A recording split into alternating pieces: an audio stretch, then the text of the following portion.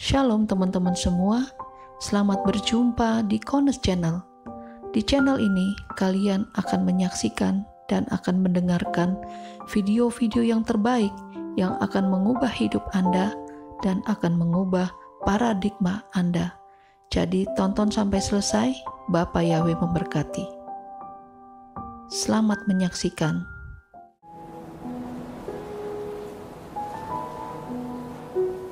Dan seperti biasa kita harus di dalam posisi yang benar, yaitu di dalam akar pola Ibrani yang benar, dan di dalam posisi yang benar pula, yaitu setelah kematian dan kebangkitan daripada Yeshua HaMashiach.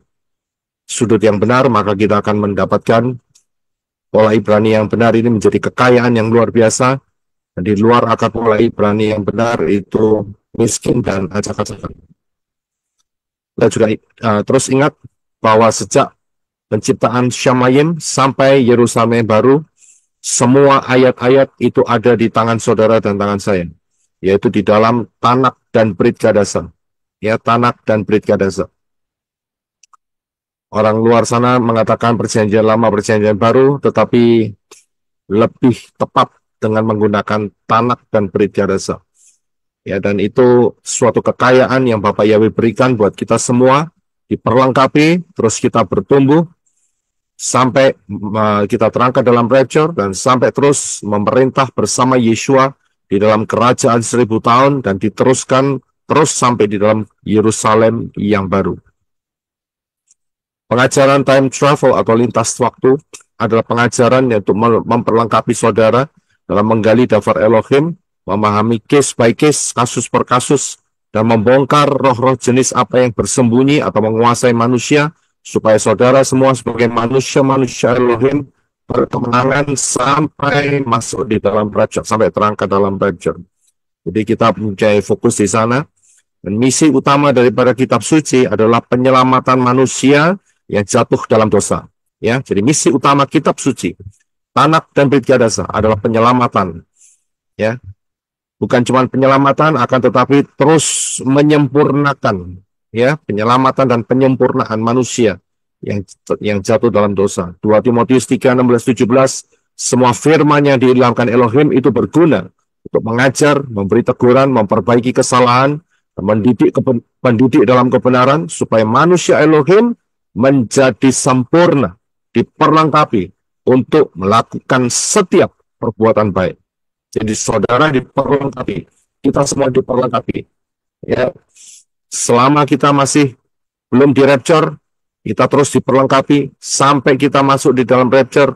Kita akan menerima bagian kita masing-masing, dan terus perlengkapan yang saudara kenakan sekarang ini mempunyai dampak nanti sampai di dalam kerajaan 1000 tahun. Ya, jadi itu sangat luar biasa sekali. Dan saya berikan 7 navigasi daripada daftar Elohim. Ya, ada 7 navigasi, ada 7 fase, dan kita sudah ada di fase yang ketiga. Ya, jadi ini untuk memudahkan saudara di dalam pemahaman, ya, saat saudara membuka daftar Elohim, di mana saudara sedang berada di dalam pembacaan saudara atau penyelidikan daftar Elohim. Jadi kita tidak bingung. Ya. Ya, jadi ini untuk membangun, mengorganisasi pikiran saudara, ya, di dalam melihat daftar Elohim, sehingga saudara tidak kebingungan. Ini saya baca dari posisinya ada di mana. Jadi sangat jelas sekali. Ya. Dan di dalam kitab Kejadian, karena kita sedang membahas, ya, sedang terus belajar di dalam kitab Kejadian ini, kita diberikan banyak kekayaan dari kitab Kejadian ini, yaitu mengetahui mengapa kita ada di bumi yang seperti sekarang ini, dan juga mengetahui bagaimana Bapak Yahweh membenahi bumi, mengetahui permulaan peradaban manusia. Ya, kita sudah lampaui yang 3 poin ini. Dan yang keempat adalah mengetahui asal-usul umat pilihan Bapak Yahweh, yaitu bangsa Israel. Kita sekarang sedang fokus di nomor yang keempat. Jadi kita tahu, ya, siapakah umat pilihan daripada Bapak Yahweh, yang Bapak Yahweh mulai dari kitab Kejadian ini. Kita sudah tahu ya arahnya kemana. Dan jangan pernah lupa bahwa author atau pengarang mastermind daripada kitab Kejadian adalah Bapak Yahweh sendiri. Sedangkan yang disuruh nulis adalah Moshe. Jadi Moshe didikte oleh Bapak Yahweh di dalam setiap peristiwa demi peristiwa yang ada di dalam kitab Kejadian. Ya, ini cara kerja Bapak Yahweh di dalam memberikan informasi-informasinya bukan untuk Moshe saja, bukan untuk Israel saja, tetapi buat saudara dan saya sampai hari ini. Ini caranya sangat luar biasa. Kita akan masuk di dalam session yang ke-12. Kita akan membahas untuk hari ini Kejadian pasal yang ke-13. Kita lihat dengan satu tema ya, yaitu Spirit Lot. Kita akan baca ayat-ayatnya terlebih dahulu di dalam Kejadian 13 ayat 1 sampai yang ke-18. Silakan Brother Venom. Terima kasih. Kejadian 13 ayat 1. Maka Abram pergi dari Mesir ke tanah Negeb, ia dan istrinya dan segala yang dipunyainya, dan Lot bersamanya. 2. Abram sangat berkelimpahan dengan ternak, perak, dan emasnya. 3. Ia meneruskan perjalanannya dari satu tempat ke tempat lainnya, dari Negeb bahkan sampai ke Bethel, ke tempat kemah pertama didirikan di antara Bethel dan Ai. 4. Ke tempat pertama kali ia mendirikan mezbah, di sanalah Abram memanggil nama Yahweh. 5. Lot yang ikut bersama-sama dengan Abram, ia juga memiliki kawanan domba dan lembu jantan dan kemah-kemah. 6. Negeri itu tidak dapat lagi menampung mereka untuk tinggal bersama-sama, karena harta milik mereka sudah sedemikian banyaknya, dan tidak mampu lagi untuk tinggal bersama-sama. 7. Maka terjadilah perselisihan di antara mereka yang menggembalakan ternak Abram dan mereka yang menggembalakan ternak Lot.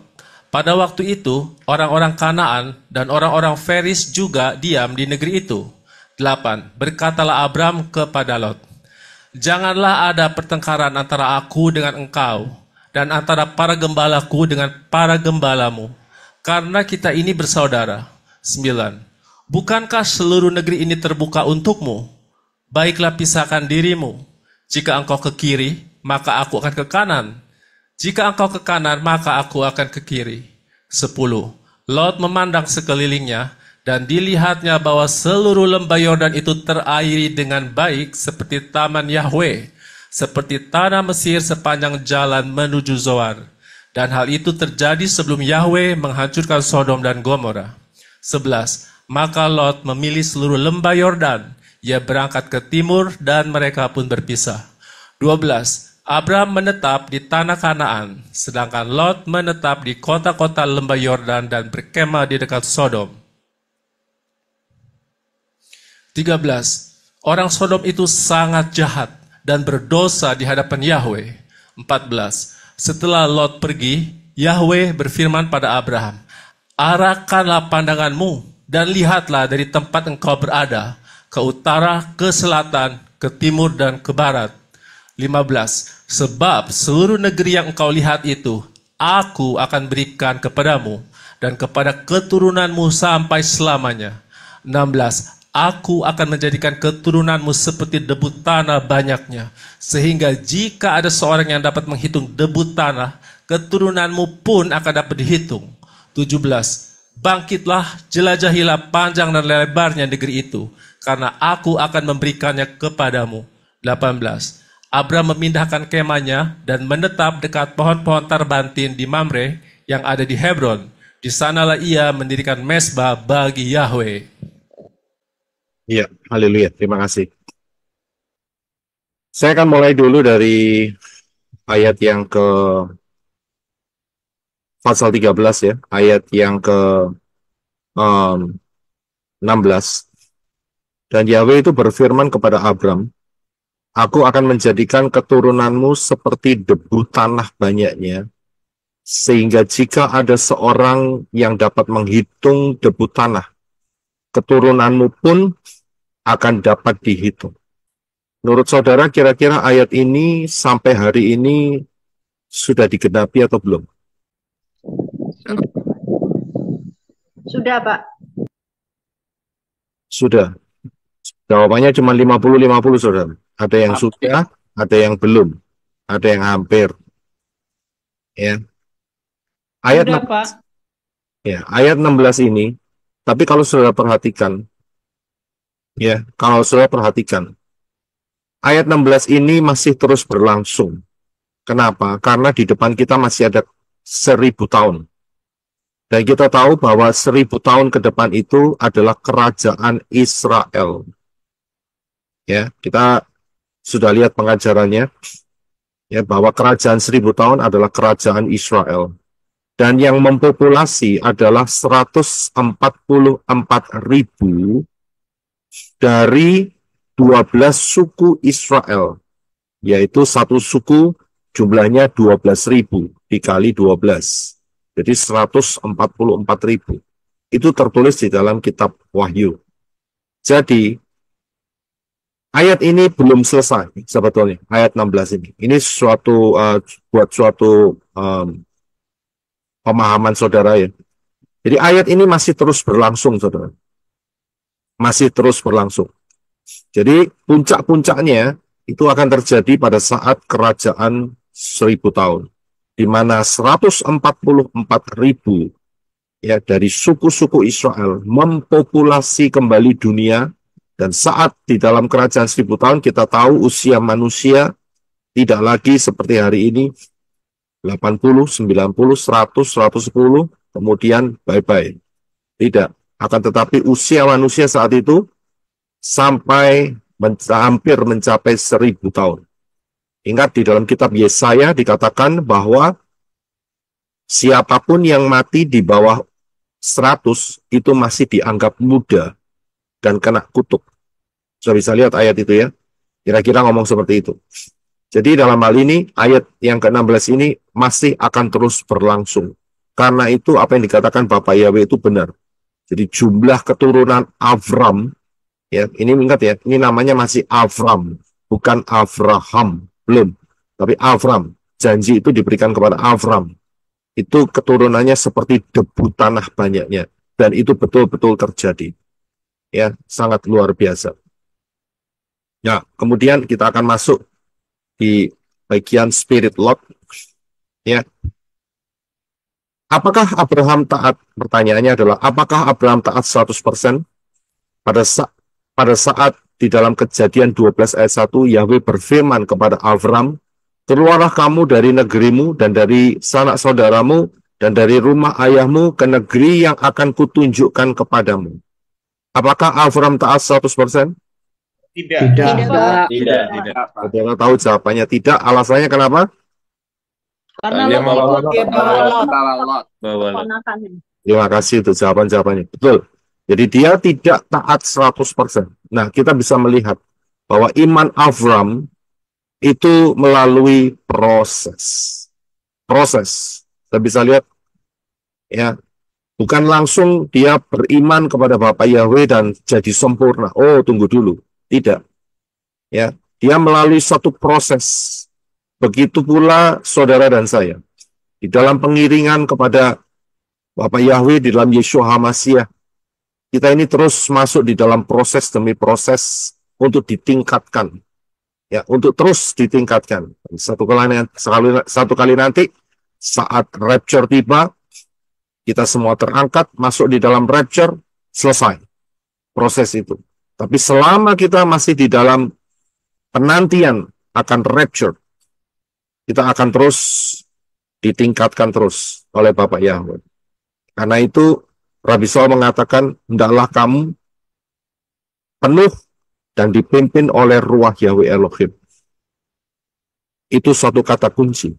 Saya bisa lihat, jadi harus penuh dan harus mau dipimpin oleh Ruach Yahweh Elohim. Supaya kita terus akan ditingkatkan. Jadi, sama seperti iman Avram.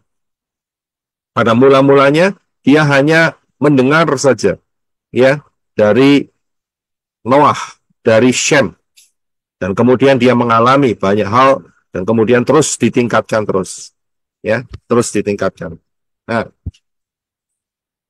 kita sudah tahu dalam Kejadian 12, pembahasan dalam minggu-minggu yang lalu, bahwa Avram dia pergi ke Misraim, Mesir, karena ada kelaparan, kita sudah bahas ya. Dan saat itu dia hampir kehilangan Sarah, ya hampir. Tapi Bapak Yahweh membela, dan kemudian Avram diusir oleh Firaun, ya, dan kemudian dia kembali ke tanah Kanaan. Ya, kita tahu perjalanan ini kembali. Nah, di dalam pasal 13 ini, ayat yang kedua, dikatakan bahwa Avram sangat berkelimpahan ternak, perak, dan emasnya. Kemudian ayat 3 dikatakan ia meneruskan perjalanannya dari satu tempat ke tempat lainnya. Nah, kita harus tahu bahwa Avram ini, ya, dia bukan pegawai, saudara. Tetapi dia itu adalah seperti trader. Apa itu trader? Pedagang. Pedagang, ya, terima kasih. Ya, pedagang. Jadi dia melakukan dagang. Ya, kalau saudara pernah yang tahu sejarah yang istilahnya adalah the Silk Road, saudara pernah tahu? Tahu. Silk Road itu bahasa Inggrisnya. Jalur sutra. Ya, jalur sutra. Terima kasih. Bahasa Indonesia adalah jalur sutra. Jalur sutra itu adalah jalur yang menghubungkan antara Asia dengan Eropa. Ya, benua Asia dengan benua Eropa. Itu ada. Kalau saudara pengen tahu jalurnya, itu sampai sekarang masih ada, saudara. Silk Road namanya, jalur sutra.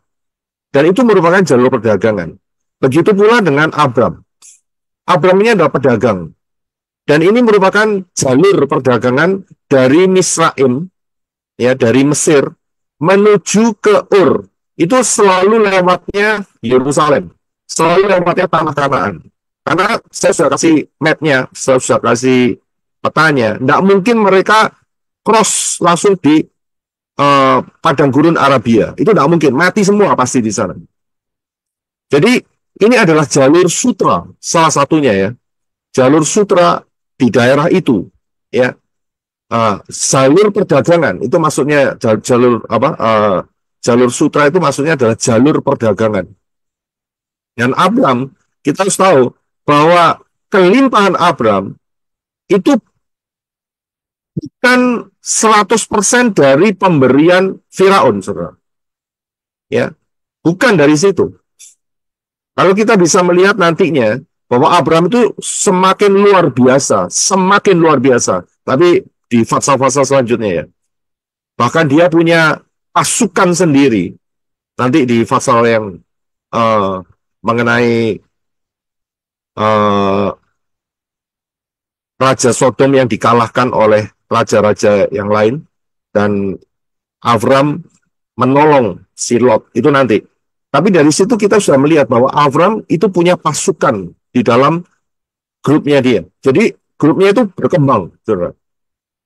Ya, berkembang, dia punya pasukan, kayak pasukan tempur begitu, saudara ya. Dan itu dipergunakan untuk menyelamatkan Lot saat itu. Nah, dari sini kita bisa lihat bahwa Avram ini adalah suatu pedagang yang sukses. Ya. Di ayat 3 dikatakan ia meneruskan perjalanan dari satu ke tempat lainnya. Itu bukan cuma meninjau tempat begitu, enggak seperti yang dikatakan ayat yang selanjutnya, engkau jelajahi dari utara, selatan, timur, dan barat, tidak. Tetapi sebetulnya dia juga melakukan trading. Ya, dan dari situlah maka dia mendapatkan kelimpahan yang luar biasa. Yang luar biasa. Sebelumnya saat dia keluar dari Haran, tidak dituliskan bahwa dia sudah berkelimpahan, tidak. Ya, dia hanya membawa semua apa yang dia miliki. Tapi ayat ini sampai di sini, ya, di titik ini, ya, Avram menjadi sangat berkelimpahan. Ya, berkelimpahan secara materi, ternak, perak, dan emasnya, budaknya, dan sebagainya. Ya, dan kemudian dia berjalan dari Negeb. Ingat ya, Negeb ini saat zaman Abraham ini bukan tanah yang tandus. Kalau hari ini Negev itu tandus, saudara. Ya, tandus. Tapi zaman Abraham, ingat, ini pohon kandus, ya, satu daerah yang betul-betul subur. Dan kemudian dia pergi ke tempat mendirikan pertama kali mezbah dan memanggil nama Yahweh. Dia lakukan itu semua. Nah, kita akan lihat hubungannya dengan Lot. Ya, di dalam Kejadian 13 ayat 1 dikatakan bahwa Abraham pergi ke Misraim, ke tanah Negeb. Ya, ia, istrinya, dan segala yang dipunyainya, dan Lot bersama dengan Abraham, bersamanya. Ya, nah Lot itu, kalau kita lihat makna daripada Lot itu artinya tudung, covering. Covering itu apa ya? Saudara lihat aja gambar mobil yang di cover begitu ya, yang ditutupi dengan penutup begitu ya. Jadi covering. Jadi ini adalah penutup, ya, penutup. Nah, kita tahu bahwa nama itu mempunyai makna. Ya, dan orang-orang dulu memberikan nama seseorang itu dengan suatu makna tertentu. Nah, kita akan lihat kenapa Lot ini maknanya adalah covering atau penutup, ya, atau ditutupi atau penutup. Nanti kita akan dapat memahaminya dari pembelajaran mengenai fatsal yang sedang kita lakukan ini. Ayat 5, Kejadian 13 ayat 5 dan 6, dikatakan bahwa Lot ikut bersama dengan Abram. Ya, ia juga memiliki kawanan domba, lembu jantan, dan kemah-kemah. Jadi, Abram, dia tidak, saat dia trading, ya, dia tidak sendirian, tapi dia punya Lot saat itu. Yang dia juga ajak kongsi begitu, ya, ajak kerjasama. Atau Lot belajar dari Abram. Sudah bisa lihat, ya. Misalnya Lot belum punya apa-apa, mungkin Abram memberikan dia modal, saudara. Bisa jadi, ya kan? Tapi ayat ini hanya menceritakan bahwa ia juga memiliki kawanan domba, lembu jantan, dan kemah-kemah. Berarti semakin besar Abram, maka Lot pun juga semakin besar. Dia ada di bawah tudung Abram. Saya bisa lihat, ya, namanya Lot tadi kan dikatakan covering, ditudungi, ya kan? Saat Lot berada dekat dengan Abram, maka dia ada di bawah tudung Abram dan dia mendapatkan blessing-nya juga. Dia belajar trading daripada cara trading, ya, cara dagang Abram, ya, sehingga Abram dikatakan ayat yang kedua tadi, bertambah-tambahlah harta kekayaannya. Begitu pula dengan Lot yang di bawah tudung Abram, dia diajari, dia di mentoring, sehingga ketularan, saudara. Ya, ketularan. Bahkan ayat yang ke-6 terlihat sangat jelas. Tempat mereka sedang singgah di sana itu tidak cukup. Ya, tidak cukup. Karena apa? Dikatakan negeri itu tidak dapat lagi menampung mereka untuk tinggal bersama-sama karena harta milik mereka sudah sedemikian banyaknya dan tidak mampu lagi untuk tinggal bersama-sama. Saya bisa lihat. Jadi semakin Abram berkembang, maka Lot pun yang ada di bawah Abram juga semakin berkembang. Ya, juga semakin mendapatkan kelimpahan, mendapatkan ketularan maksudnya ya. Ketularan blessing-nya, kecipratan begitu ya.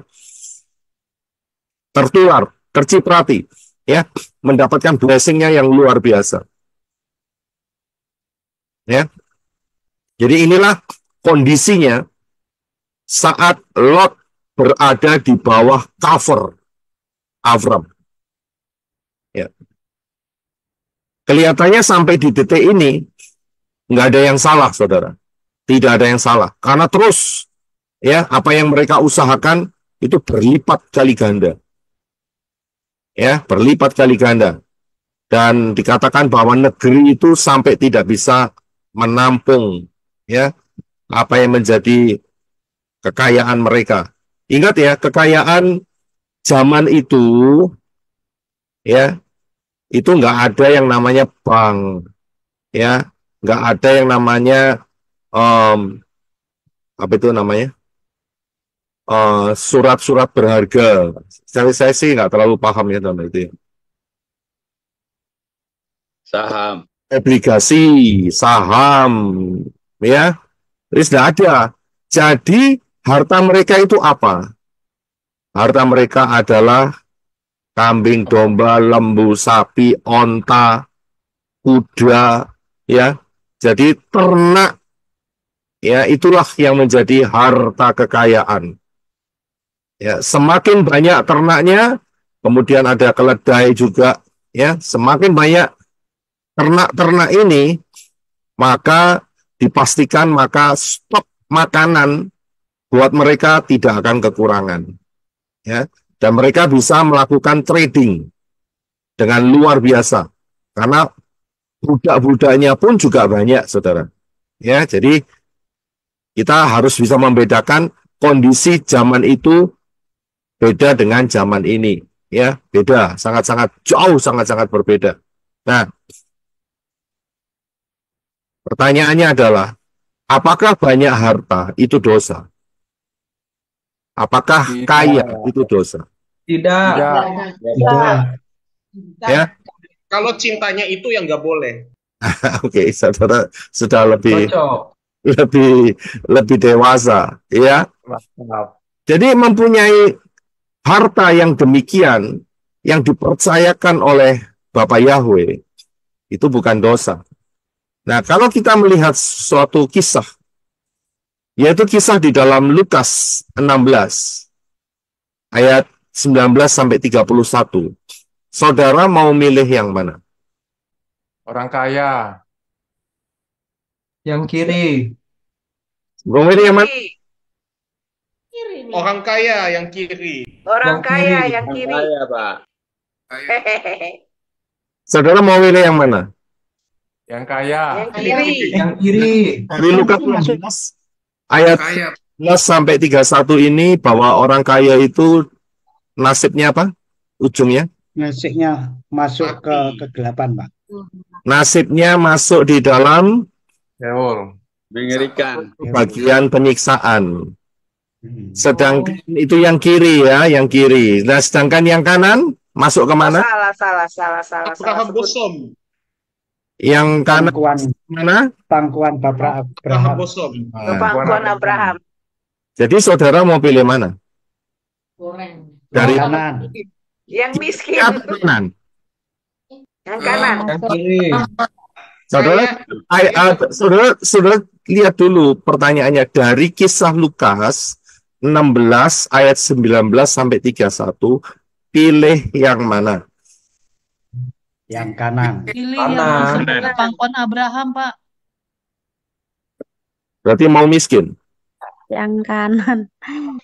Mau selamat, Miskin Pak. tapi masuk ke Samayim, Pak. Miskin jasmani, Iya. oke. Yang kaya tapi masuk ke pangkuan Abraham, Pak. Tapi kan Tidak ada bisa ceritanya. di Lukas itu yang Ini milih yang mana ini? yang Kalau miskin yang itu masuk ke miskin. pangkuan Abraham, Pak, kalau bisa dapat kekayaan juga, Pak. Miskin tapi masuk pangkuan Abraham. Kan pertanyaannya begini, dari kisah Lukas 16 ayat 19 sampai 3 berapa? Sampai 31 ya tadi ya. Ya, dari kisah Lukas 16 ayat 19 31, pilih mana? Saudara terjebak. Katanya Pak, siapa itu namanya?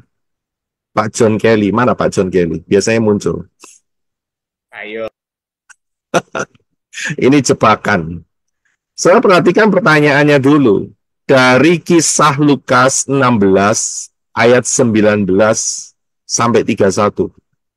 Di situ ada berapa figure? Saudara perhatian kan? Ya kan? Ada berapa figure? Dua. Dua. Tiga. Oh, ya. Ada tiga. Ada Ya, Bapak satu Abraham lagi. juga. Ada tiga. Figur Ya. pertama adalah orang kaya yang ujung Iya. masuk tempat penyiksaan.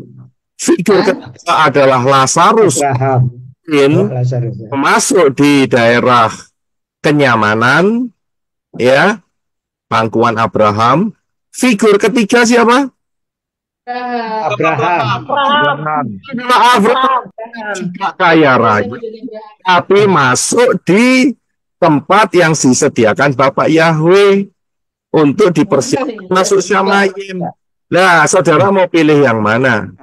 Abraham, Pak. Abraham. Begitu. Saudara jangan jebak dengan gambar yang saya cuma tampilkan dua saja. Kan pertanyaannya di atas gitu loh. Ya pertanyaannya kan di atas. Berdasarkan Lukas 16 ayat 19 sampai 31. Itu ada 3 figur, saudara. Tadi sebelumnya kan saya sudah tanya, apakah harta yang banyak itu berdosa? Kalau punya harta banyak itu berdosa. Saudara sudah jawab kan? Tidak berdosa. Tidak dosa. Ya, kekayaan itu bukan dosa dan itu sudah dikonfirm bahwa yang dosa itu kalau cinta uang. Bisa lihat di sini. Ya. Nah, tapi kebanyakan saudara terkecoh dengan dua gambar tadi. Jadi kan saudara bingung, ya kan? Waduh, kalau milik kekayaan Kena jebakan, Pak. ini mana Pak Jod ini? Dia biasanya teliti untuk mendeteksi perkataan kalimat saya ini jebakan atau tidak. Ya, jadi dalam hal ini saudara harus bisa melihat, saudara akan mikir. Yang pertama saudara pikir, wah kalau milih orang kaya, hidup kaya di dunia, tapi masuk ke tempat penyiksaan. Saudara akan mikirnya ke arah yang satu. Wah kalau gitu miskin saja. Ya, dan ujungnya juga nanti toh masuk Syamayim. Ya sebetulnya ada figur yang berikutnya yang saudara harus pertimbangkan, yaitu Abraham. Abraham maksud saya. Ya, jadi pilih yang tepat, saudara. Ya, jadi saya enggak nyuruh saudara milih yang kiri, yang kanan, atau yang Abraham. Saudara yang menentukan diri saudara sendiri. Nah, saya harus berikan beberapa prinsip saudara supaya betul-betul paham. Ya, betul-betul paham. Tapi sebelumnya saya memberikan prinsip ini, saya mau tanya sama saudara, siapa yang mau kaya di Syamayim? Saya, Pak, saya. Saya. Pak. Semua setuju? Saudara mau kaya raya di Syamayim? Oke. Saudara mau punya kerinduan seperti itu? Enggak salah. Enggak salah. Tapi saudara harus tahu paling tidak tiga prinsip yang saya berikan di dalam hal ini. Yang pertama, uang atau kekayaan atau harta benda itu beban. Ya, itu beban. Dan saya harus ngomong jujur dengan sebuah kenyataan, realita, karena kekayaan adalah beban, maka tidak semua orang mampu. Ya, tidak semua orang mampu untuk bisa memikul beban itu. Ini prinsip beban. Kita lihat ayatnya, yaitu di dalam Lukas 12 ayat 16 sampai 21. Silakan Brother Eno. Lukas 12 ayat 16. Lalu dia mengatakan sebuah perumpamaan kepada mereka. Katanya, ada seorang kaya yang hasil ladangnya berlimpah-limpah. 17. Dia berpikir dalam hatinya, apa yang harus aku lakukan? Karena aku tidak mempunyai tempat untuk menyimpan hasil panenku. 18. Lalu ia berkata, inilah yang akan aku lakukan. Aku akan merombak lumbung-lumbungku dan membangun yang lebih besar. Lalu aku akan menyimpan semua hasil panenku dan barang-barang milikku yang baik di sana. 19. Setelah itu aku akan berkata kepada jiwaku, hai jiwaku, engkau memiliki banyak barang yang baik yang tertimbun untuk bertahun-tahun. Beristirahatlah, makanlah, minumlah, dan bersenang-senanglah.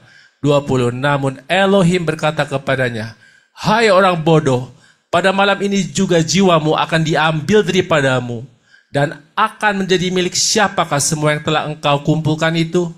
21. Demikianlah jadinya orang yang mengumpulkan harta bagi dirinya sendiri, tetapi tidak kaya di hadapan Elohim. Iya, terima kasih. Di ayat yang lain dikatakan, apa gunanya manusia memiliki seluruh isi dunia ini, tetapi jiwanya binasa. Tapi di dalam perumpamaan ini, diperjelas oleh Yeshua, ada orang yang sukses dengan hasil ladang yang berlimpah-limpah. Ingat, saat itu adalah agraris. Mungkin hari ini beda. Ya, hari ini ada yang melakukan pekerjaan dan mendatangkan kelimpahan yang luar biasa. Konglomerat dan sebagainya. Tapi perhatikan apa yang dikatakan oleh Yeshua melalui perumpamaan ini. Yang merasa sudah mulai sukses lebih banyak lagi dan dia harus membangun gudang-gudang untuk penimbunan harta kekayaannya, dan dia berkata kepada dirinya sendiri, aman, untuk sekian puluh tahun kamu tidak akan pernah kekurangan makanan dan minuman.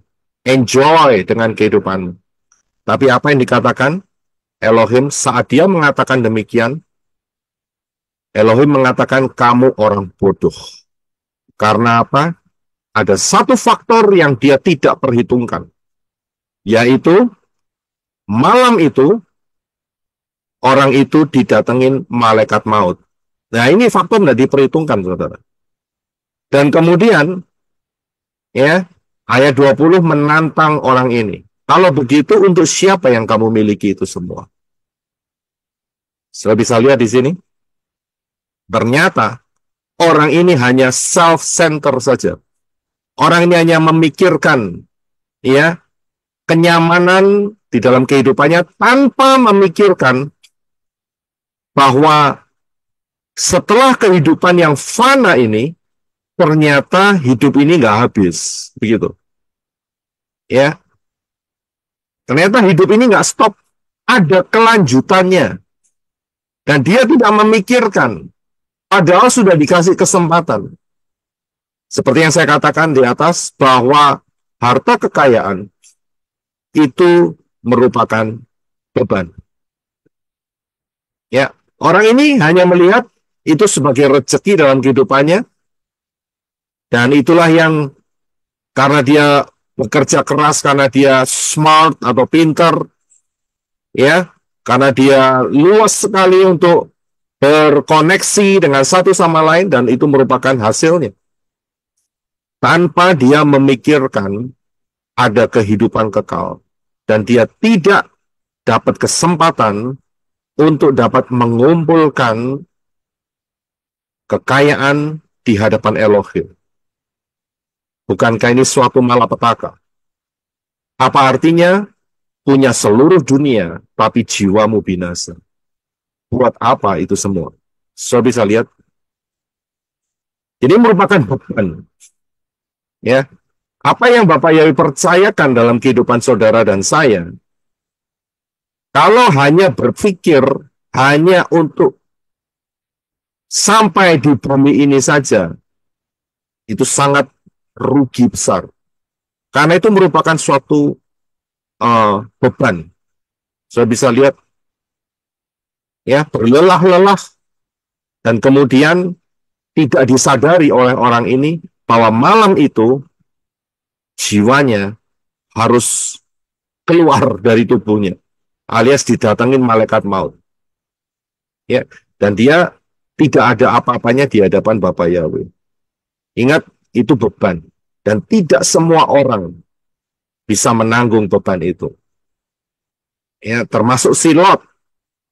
Ya, kita nanti lihat akan ayat-ayat selanjutnya bahwa Lot, ya, begitu dia sudah mempunyai kelimpahan yang sangat luar biasa, mungkin hampir menyamai Avram saat itu. Nah, mulai pemikirannya sudah terkontaminasi. Beban kan? Ini yang pertama. Yang kedua, apa yang dipercayakan Bapak Yahweh dalam kehidupan saudara, ya, itu adalah trust. Ya, apakah bisa dipercayai? Trustworthy. Kepercayaan. Ini prinsip yang kedua. Yang prinsip pertama adalah jangan sampai tidak mengumpulkan harta di Syamain. Yang kedua adalah apakah bisa dipercaya. Lukas 16 ayat 10 sampai 12. Silakan Brother Henok untuk bisa baca. Lukas 16 ayat 10. Siapa yang setia dalam hal yang kecil, ia pun setia dalam hal yang besar. Dan siapa yang tidak jujur dalam hal yang kecil, ia pun tidak jujur dalam hal yang besar. 11. Jadi, jika kamu tidak setia dalam hal mamon yang tidak jujur, siapakah yang akan mempercayakan harta yang sebenarnya kepadamu? 12. Dan jika kamu ternyata tidak setia dalam harta orang lain, siapakah yang akan memberikan hartamu sendiri kepadamu? Ya, terima kasih. Saya bisa lihat, siapa yang bisa dipercaya dari perkara yang kecil akan ditambahkan. Itu maksudnya. Dia pun akan setia di dalam perkara yang besar.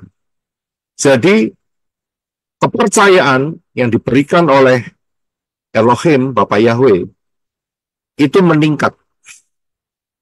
Dan juga bisa menurun, tergantung dari sifat karakter orang tersebut. Kalau dia bisa dipercaya, maka dia akan ditambahin lagi. Tetapi kalau dia tidak bisa dipercaya, akan dipotong.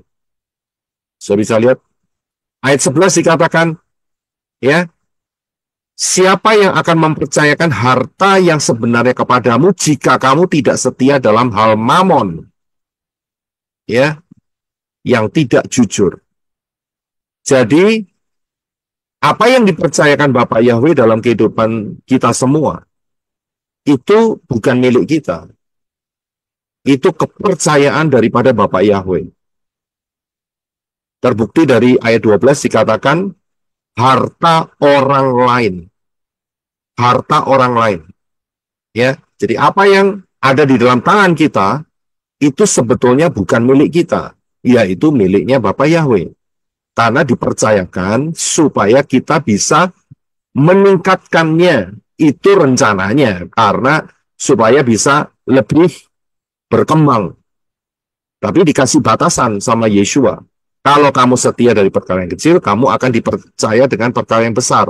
Tapi kalau kamu tidak bisa dipercaya dengan masalah yang seperti itu, ya akhirnya kamu akan digunduli, begitu loh. Saya bisa lihat, ya, mamon yang ada di dalam tangan kita, itu adalah harta orang lain. Hartanya Bapak Yahweh.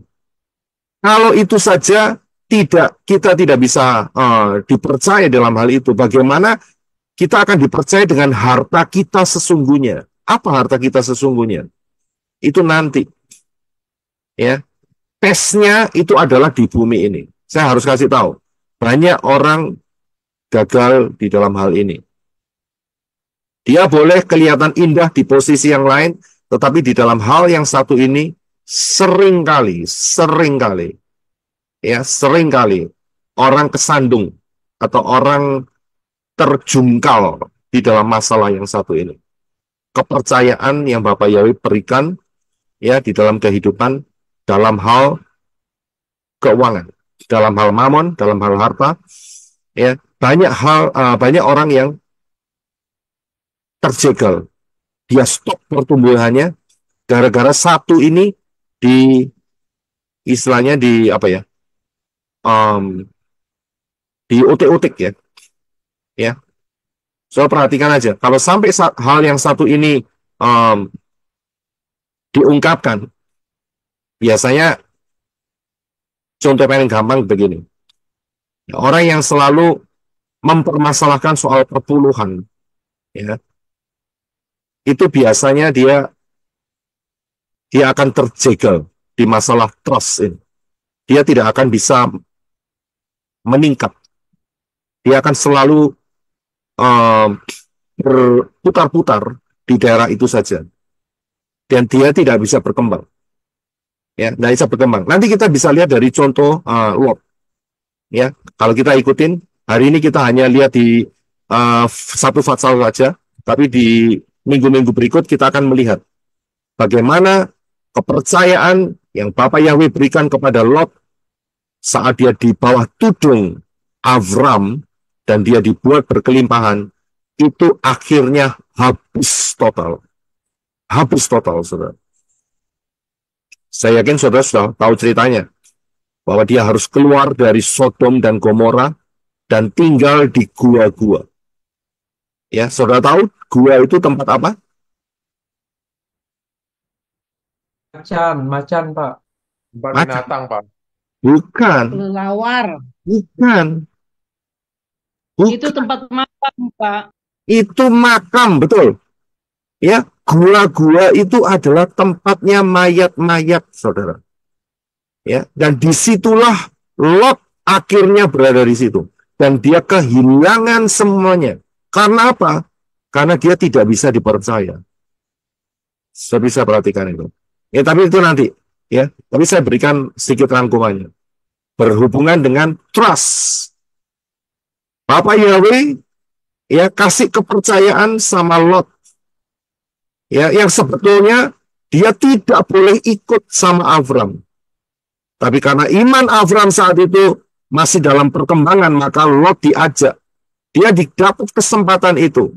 Dia dapat trust itu dari Bapak Yahweh. Tapi apakah dia bisa mempertahankan? Tidak bisa. Ya, hancur di sana. Nah, kemudian itu prinsip yang kedua. Prinsip yang ketiga adalah kesempatan. Ya, kalau saudara diberi lebih, itu merupakan opportunity, kesempatan. Ya, bukan berarti kalau saudara tidak diberi lebih, saudara tidak bisa mendapatkan kesempatan. Tidak juga. Apapun yang ada di tangan saudara, itu merupakan kesempatan. Nah, kesempatan itu ada dua. Ada yang positif, ada yang negatif. Kita harus paham itu. Ya, ada yang positif, ada yang negatif. Nah, kita tahu kalau negatif. Negatif ya jelas tadi yang seperti yang di prinsip pertama tadi. Yaitu orang itu hanya self-centered. Saya bisa lihat, self-centered. Semuanya untuk dirinya sendiri, dan dia tidak mengingat bahwa hidup ini hanya sementara, dan malam itu dia mati. Didatengin malaikat maut. Ya, kehilangan kesempatan itu. Nggak cukup waktu, waktunya cuma berapa jam, dan malam itu dia harus mati. Dan meninggalkan semua yang jerih lelah yang dia sudah lakukan. Tetapi itu yang negatif. Bagaimana yang positif? Yang positif ayatnya adalah di dalam Amsal 3 ayat 9 dan Matius 6 ayat 20. Silakan Brother Reno. Amsal 3 ayat 9.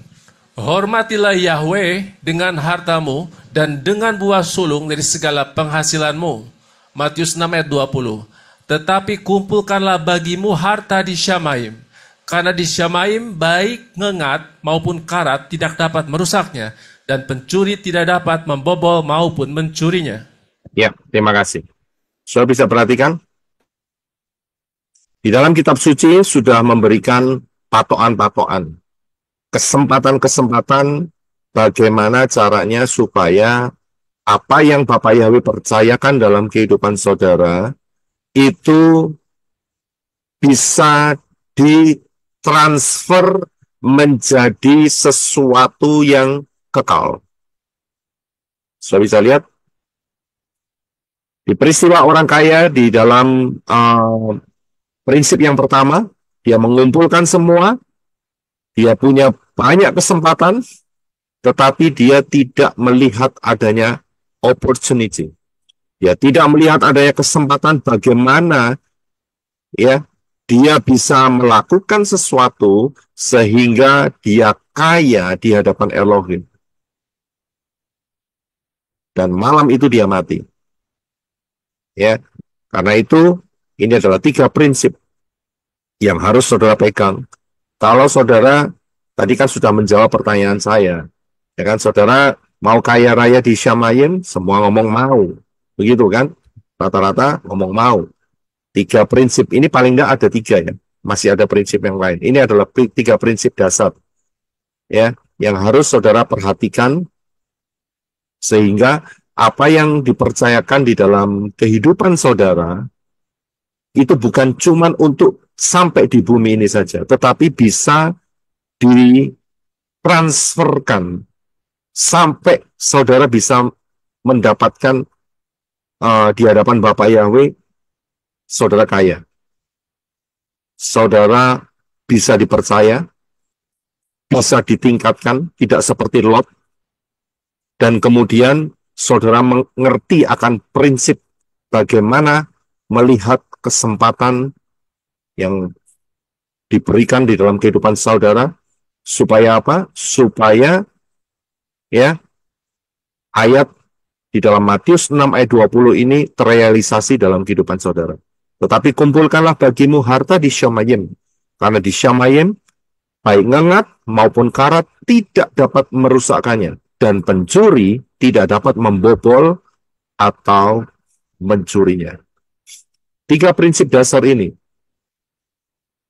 saudara berhadapan dengan Bapak Yahweh, minta hikmat Ruah Yahweh Elohim yang akan menolong bagaimana menjadikan tiga prinsip itu realisasi dalam kehidupan saudara. Ya, ini sangat penting sekali. Sehingga nantinya saudara masuk di Syamayim dan saudara akan bukan hanya soal keselamatan. Ingat, Davar Elohim bukan hanya menjanjikan keselamatan, tetapi lebih dari itu. Ayatnya ada, bahkan banyak. Ya. Nah, kita akan lanjutkan melalui peristiwa Lot. Dikatakan di dalam ayat 7, maka terjadi perselisihan di antara mereka yang menggembalakan ternak Avram dan mereka yang menggembalakan ternak Lot. Jadi terjadi konflik saat itu. Saya bisa lihat, sudah sama-sama punya kekuatan yang ekonomi yang sangat luar biasa, sehingga terjadi konflik. Ya, terjadi konflik. Menurut saudara, apa yang seharusnya dilakukan oleh Lot? Menurut saudara, melihat ayat yang ketujuh. Membiarkan Abraham. Membiarkan Abraham memilih, Pak. Bukan dia memilih, Pak. Bagaimana, Pak Steven? Membiarkan Abraham memilih dahulu. Memberikan kesempatan ke Pak Abraham karena dia lebih tua daripada dia. Oh, itu nanti. Itu nanti. Ya, jawabannya itu nanti. Terima kasih. Tapi sebetulnya saya fokuskan di ayat yang ketujuh. Terjadi pertikaian antara gembala-gembalanya Avram dengan gembala-gembalanya Lot. Hamba-hambanya Avram dan hamba-hambanya Lot. Seharusnya ya. Kan kita lihat kemungkinan. Lot itu apa yang harus dia lakukan? Melihat situasi seperti itu. Saya boleh jawab, Memberikan Pak? tindakan tegas, Pak. Wadi? Seharusnya Lot itu lebih nurut sama pamannya ya, Pak ya, sama Abraham. Lebih mau ngikutin bagaimana Abraham untuk berkehendak di dalam kehidupan dia, seperti itu, Pak. Oke. Ya, kita tampung. Tadi Sister Trivena angkat tangan. Ya, kalau menurut saya, Lot itu harus sadar diri ya, tanpa harus menunggu pamannya bicara seperti itu, dia memisahkan diri. Iya, oke, kita tampung. Sister Rice. Kalau saya Pak, karena kan dia yang memiliki para gembala, artinya dia bosnya di sini Pak. Karena paman yaitu Abraham itu paman ya, mestinya bahwa dia harus melakukan pembinaan ke para gembalanya sehingga tidak lagi melakukan kekacauan seperti itu, sehingga dia tetap di bawah tuduhnya Abraham ke depannya. Demikian Pak. Iya, oke. Kita tampung dua lagi aja ya. Pak Herwin atau Ibu Endang dan Pak Yokanan. Gimana? Ya, posisi Lot pada waktu eh, apa ini proses apa berkelana atau berdagang ini kan sebetulnya dia sebagai orang yang numpang, yang diajak, yang ikut. Jadi leadernya Abraham. Ketika ada persoalan, harusnya dia melapor kepada Abraham untuk cari solusi, Pak. Terima kasih. Ya, terima kasih Pak Erwin. Terakhir Pak Yohanan. Terima kasih Pak. Eh, Sama dengan kawan Ibu Rice dan Pak Herwin, bahwa Lot ini dia memiliki para gembala-gembala itu, semestinya itu dulu yang dia berikan pembelajaran ke apa seperti itu, karena mereka itu sama-sama merantau, dan dengan demikian mereka itu tidak ada terjadi perkelahian seperti itu. Iya. Dan itu juga sama dengan menghormati itu pamannya. Demikian Pak. Ya, terima kasih untuk semua jawabannya. Jadi jawaban sudah benar semua. Dia itu ada di bawah tudung Avram untuk mendapatkan semua kesuksesannya dia. Tanpa Avram, dia nggak dapat apa-apa, saudara. Tanpa Avram, dia tinggal di Haran. Tanpa Avram, dia tidak belajar trading. Dia tidak, karena apa? Avram yang mendapatkan covenant dari Bapak Yahweh. Perhatikan, Bapak Yahweh tidak ngomong sama Lot, tapi Bapak Yahweh ngomong dan ketemu, menampakkan diri kepada Avram. Dari pertemuan itulah, maka Avram pun diberkati. Saya bisa lihat. Jadi Lot ini, begitu ada konflik di ayat yang ke-7. Nah, kelihatan. Makna daripada nama Lot itu terbongkar di sini. Dia adalah covering. Ya, disinilah sifatnya yang sementara kalau ada Avram dulunya sebelum dia kaya, sebelum dia punya banyak, dia masih nunduk-nunduk. Tapi begitu sudah mempunyai kemampuan, nah kelihatan ya, muncul setane kayak gitu, saudara. Ya, muncul sifat-sifatnya. Dulu sebelum mendapatkan banyak, ya masih tercover. Tapi sekarang begitu dia sudah mempunyai kekuatan, dia unjuk gigi. Nanduk, Pak, nanduk. Ya, sudah bisa lihat? Ya, nanduk juga bisa. Ya, unjuk gigi. Ya, dia mengeluarkan powernya, kekuatannya. Sebetulnya dia kan bosnya. Dia ngomong dong sama bawahan-bawahannya, lu jangan begitu. Aku ini sukses gara-gara Avram loh ya. Jangan berkelahi, biarkan dia dulu. Untuk cari minum, air yang mengalir kok. Iya kan? Kita cari solusi. Begitu. Tetapi terlihat dari makna nama daripada Lot. Covering. Nah, sekarang mulai covernya itu mulai terbuka, saudara. Kelihatan siapa dia. Sudah bisa lihat? Dan bahkan yang merendahkan hati adalah Avram. Avram yang berkata kepada Lot, bukan Lot berkata kepada Avram, ayat yang ke-8. Avram yang ngomong, jangan ada pertengkaran antara aku dan engkau, antara para gembalaku dan gembalamu, karena kita ini family, kita ini saudara. Begitu. Sudah bisa lihat? Tapi dalam hal ini juga Lot tidak memberikan jawab. Berarti dia bersiteguh sebagai kompetitornya Avram. Nah, ini sudah kelihatan nih di situ. Ya, sudah kelihatan. Bahkan Avram mengatakan, oke, kamu pisahkan aja diri sama diriku. Kalau kamu ke kiri, aku ke kanan. Kalau kamu ke kanan, aku ke kiri. Ayat selanjutnya dikatakan, Lot memandang sekelilingnya. Dilihat bahwa seluruh lembah Yordan itu terairi dengan baik seperti taman Yahweh. Wih, taman Yahweh. Berarti ini taman Eden, saudara. Luar biasa nggak? Tapi ingat posisinya. Ya, seperti tanah Mesir sepanjang jalan menuju Soar, dan itu terjadi sebelum Yahweh menghancurkan Sodom dan Gomora. Daerah itu subur sekali. Ya, dan seperti yang tadi Pak Stephen katakan, seharusnya yang milih Avram dulu, ya. Tapi yang milih atas saran Avram adalah Lot. Nah, dari sini lebih kelihatan lagi. Lot ini ternyata tipe orang yang hanya memanfaatkan saja. Saya bisa lihat, begitu dia sudah kuat, apa yang terjadi? Dia melawan. Jadi ada spirit apa di baliknya? Spiritnya adalah spirit pemberontakan. Ya, spirit pemberontakan.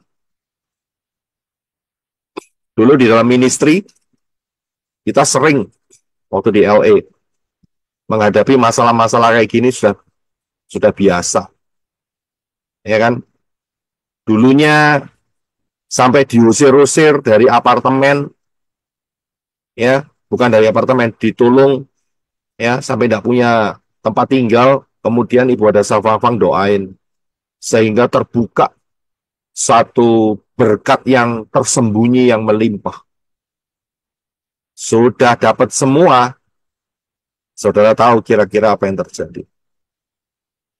Ya, tanduknya muncul. Itu kejadian tidak sekali dua kali, saudara. Dulunya saat belum mendapatkan legalitas di US, green card, ya, masih nunduk-nunduk begitu. Tapi setelah mendapatkan, nanduk-nanduk. Ya, beda. Nunduk sama nanduk. Itu sifat karakter spirit Lot. Dan kemudian ayat 11 dikatakan, Lot memilih seluruh lembah Yordan, dia berangkat ke timur, mereka pun berpisah. Dari sini kita bisa melihat spirit apa yang ada di dalam hidup Lot. Dan lebih dalam lagi, spirit ini yang menunggangi Lot, yaitu mata spiritual Lot memandang kepada, saya yakin saudara tahu jawabannya, hanya kepada dunia ini saja. Beda dengan apa yang dicari Avram. Betul kan? Apa yang dicari Avram? Ibrani 11 ayat 10 dikatakan, sebab dia menanti-nantikan kota yang mempunyai fondasi-fondasi, yang perancang dan pembangunannya ialah Elohim. Sudah bisa melihat beda mata spiritual. Yang satu hanya melihat supaya dia betul-betul kecukupan di dunia ini. Dan dia dapatkan itu. Lot dapatkan. Nanti kita akan pelajari di session-session berikutnya. Kita akan melihat, saya nggak bisa selesaikan hari ini. Tapi kita bisa lihat kesuksesan Lot itu meningkat. Tapi lihat, mata spiritualnya ada di mana. Beda dengan Avram. Mata spiritualnya di mana. Saya bisa lihat, Avram sampai matinya, dia tidak pernah berkekurangan. Tidak pernah. Dan hidupnya menjadi berkat yang sangat luar biasa sepanjang masa. Karena apa? Karena beda mata spiritual dengan Lot. Saudara bisa lihat, bahkan kita sendiri pun mendapatkan blessing dari iman Avram. Yang nantinya diganti menjadi Abraham. Betul kan? Buat Lot bagaimana? Kita sudah tahu. keturunannya diusir oleh Bapak Yahweh. Untung-untung cuma satu yang terekam, yang masuk dalam rencana keselamatan. Siapa itu? Ruth. Ruth. Ya, saudara paham sekali. Saya bisa lihat hidupnya hancur. Karena apa? Mata spiritualnya buruk. Ya, hanya melihat apa yang sampai di bumi ini saja. Pilihan ada di tangan saudara. Saya bisa lihat, mau milih hanya sampai di bumi saja, dan saudara sudah dikasih pengajaran bahwa tidak lama lagi akan ada rapture. Apa yang saudara miliki, apa yang dunia miliki ini, ya, akan diambil oleh satu sistem, yaitu sistem 666. Siapa yang tidak mengenakan tanda itu, tidak setuju dengan sistem itu, dan juga siapa yang tidak mau menyembah 666 akan dibuat miskin, melarat, akan dihabisi semuanya dalam waktu kurang dari 1 hari. Kurang dari 1 hari. Karena masa 666 akan memberlakukan penyembahan. Yang boleh disembah adalah the beast, binatang itu. Dan untuk orang-orang yang fokusnya hanya di dalam dunia ini, pilihannya cuma 2. Terima tanda dan menyembah, atau tidak bisa jual, tidak bisa beli. Alias bangkrut dalam waktu kurang dari 1 hari. Karena tidak bisa mengakses kekayaannya lagi. Karena semuanya sudah dikontrol. Sistem 666 adalah sistem kontrol seluruh dunia. Sudah bisa lihat bagaimana dengan Avram yang mempunyai mata spiritual yang betul-betul sehat, yang betul-betul baik, yang bisa melihat. Saya sudah ajarkan beberapa minggu yang lalu, bisa melihat ribuan tahun ke depan. Bahkan sampai hari ini, kota ini masih belum ada, yaitu Yerusalem yang baru. Tapi Avram itu sudah nunggu, sudah menanti-nantikan. Bayangin, saudara. Berarti Avram sudah diperlihatkan oleh Bapak Yahweh sekian ribu tahun ke depan. Kota ini betul-betul ada. Saya bisa lihat, hari ini kita belum melihatnya loh. Ya sih, saudara dengerin khotbah ya kan. Saya juga masih menyampaikan Dafar Elohim ya, memang belum ada, saudara. Ini event yang akan datang.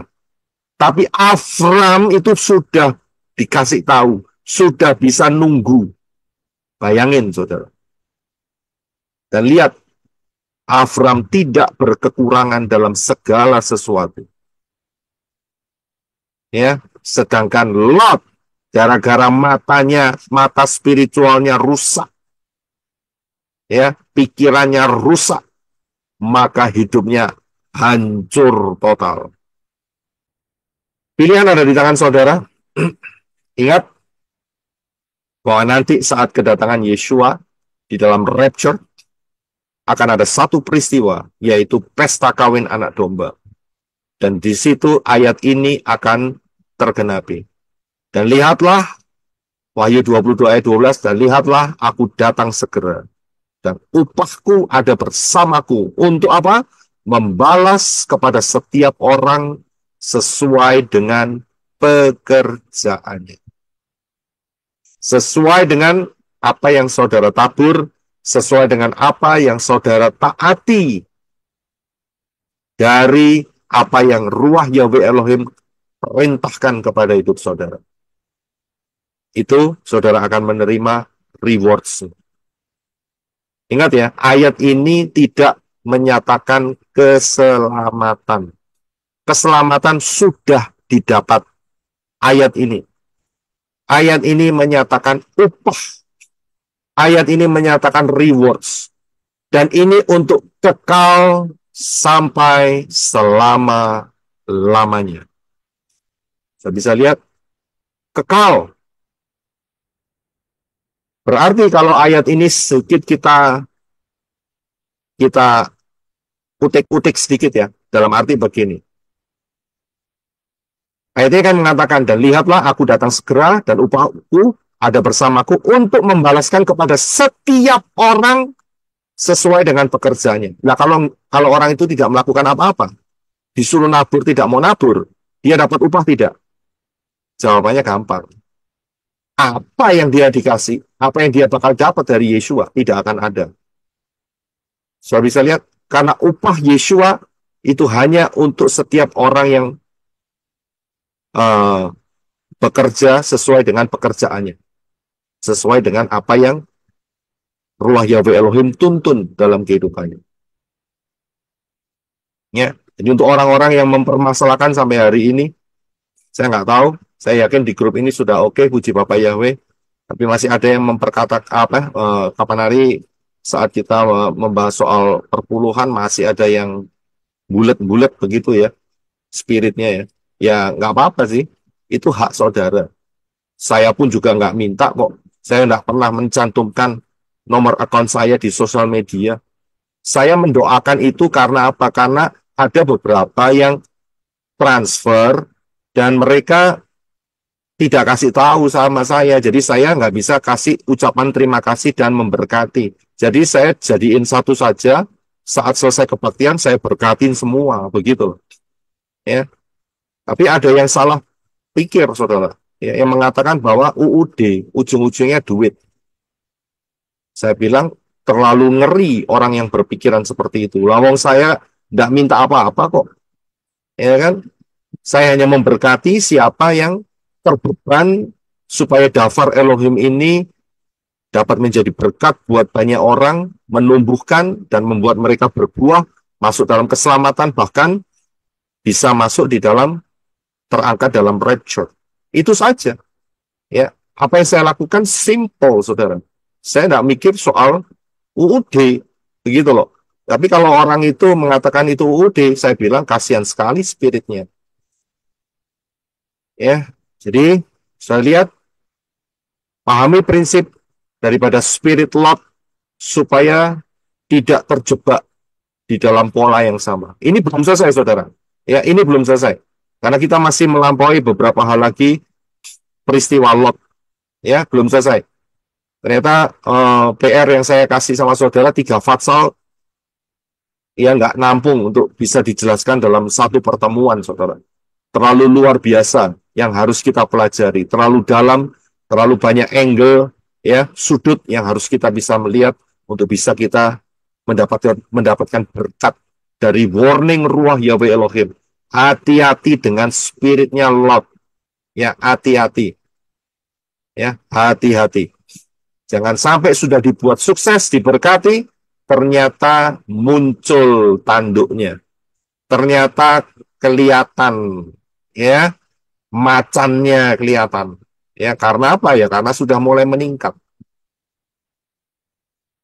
Biarlah saudara kalau diberkati Bapak Yahweh, meningkat menjadi Avram.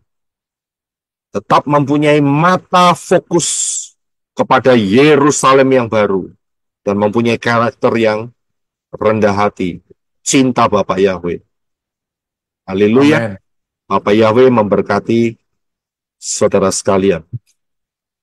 Amin. Ini kita hampir masuk di dalam 6.000 tahun. Menyelesaikan maksud saya. Ya, menyelesaikan 6.000 tahun sejak kejatuhan Adam dan Hawa. Dan tidak lama lagi kita akan rapture. Kita sudah masuk di dalam 3,5 tahun putaran cycle Shemitah yang pertama. Janji Bapak Yahweh. Ya, kita sudah melihat kemarin kita belajar mengenai pola Yobel. Juga ada pola Shemitah, pola 2 hari, pola angka 7. Dan itu fokusnya di satu tempat, yaitu bahwa kedatangan Yeshua HaMashiach sudah tidak lama lagi dan sudah kelihatan tahunnya. tinggal dikurangin saja ya 3,5 tahun, karena 3,5 tahun adalah masa bagian anti hamasia. Jadi saudara bisa ngerti sendiri kira-kira berapa lama lagi kita akan sampai terangkat dalam rapture. Kita bisa lihat apakah worth it. Apakah worth it itu apa bahasa Indonesia? Bahasa Indonesia apa worth it ya? Bermanfaat, Pak. Berharga. Sepadan, Pak. Bernilai, Berharga. berharga, Sepadan, Pak. Layak, Pak. Layak. Pantas. Coba saudara, Pantas. apakah saudara mau memiliki mata spiritual Lot atau mata spiritual Avram? Abraham. Abraham, Pak. Kita lihat, Pak. saya kasih kata karena startnya dari Avram, nantinya jadi Avraham. Saya bisa lihat mana yang saudara pilih. Saya bisa lihat penentuan adalah sekarang, karena waktu sudah semakin lama, semakin mendekat, dan rapture tidak akan pernah ditangguhkan lagi. Salah pilih 4N. Ya, karena itu supaya saudara selamat, langkah pertama masuk di dalam pintu yang benar, yaitu Yeshua. Dan kemudian berserulah di dalam nama Yahweh, masuk dalam baptisan di dalam nama yang benar, belajarlah kebenaran Tanakh dan Brit Kadasa, kemudian berjalan dengan Ruah Yahweh Elohim, sampai kita masuk di dalam rapture. Bapak Yahweh memberkati, kita akan masuk di dalam doa terlebih dahulu, kita akan ada worship, dan setelah itu saya akan buka ruang tanya jawab dan kesaksian kecil. Terima kasih Abba Yahweh dalam Yeshua HaMashiach atas anugerah-Mu yang luar biasa, sehingga kami dapat pemahaman, dan kami tidak mau terkontaminasi dengan spirit Lot. Kami mau mendapatkan apa yang Bapak Yahweh berikan kepada Abraham, yaitu Yerusalem yang baru. Biar mata kami fokus kepada Engkau, fokus kepada masa depan yang Bapak Yahweh telah siapkan buat kita semua. Persiapkan kami supaya tidak ada satupun yang keluar jalur, tetap ada di dalam jalur Bapak Yahweh dalam Yeshua HaMashiach. Saya mohonkan di dalam nama Yeshua HaMashiach untuk semua manusia-manusia Elohim yang telah bergabung di tempat ini, juga semua yang mendengar melalui live chat, melalui YouTube, atau pengajaran yang akan mereka dengar, ya, supaya keselamatan boleh ada dalam kehidupan mereka. Anugerah keselamatan boleh diturunkan atas mereka, dan mereka mendapatkan kesempatan untuk masuk di dalam rencana keselamatan yang mengarah kepada rapture, ya, dan masuk di dalam rapture yang luar biasa. Terima kasih Abba Yahweh, terima kasih. Memberkati untuk setiap manusia-manusia Elohim yang dengan sukarela, sukacita memberikan penaburan benih-benih di dalam ministry ini, pelayanan menorah. Biar benih-benih ini menjadi benih-benih yang unggul. Be fruitful and multiply. Be fruitful and multiply. Be fruitful and multiply.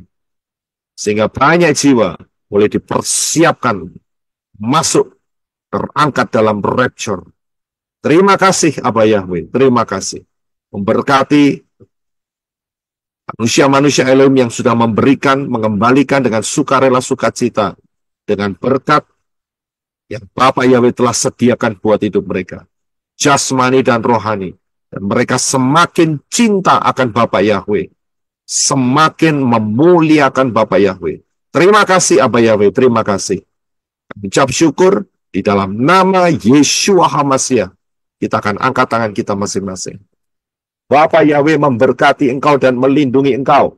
Bapak Yahweh menyinari engkau dengan wajahnya dan memberi kau kasih karunia. Bapak Yahweh menghadapkan wajahnya kepadamu dan memberi engkau damai sejahtera. Berkat-berkat ini dicurahkan di dalam nama Yahweh, di dalam nama Yeshua HaMashiach, dan di dalam Ruah Yahweh Elohim. Mulai hari ini sampai kita terangkat dalam rapture, mengenakan tubuh kemuliaan berjumpa dengan Yeshua Hamasiah di awan-awan, dan tinggal bersama-sama Yeshua Hamasiah untuk selama-lamanya. Di dalam nama Yeshua Hamasiah, berkat-berkat ini diberikan. Yang percaya, saudara katakan, amen, amen. Bapak Yahweh memberkati saudara sekalian. Haleluya.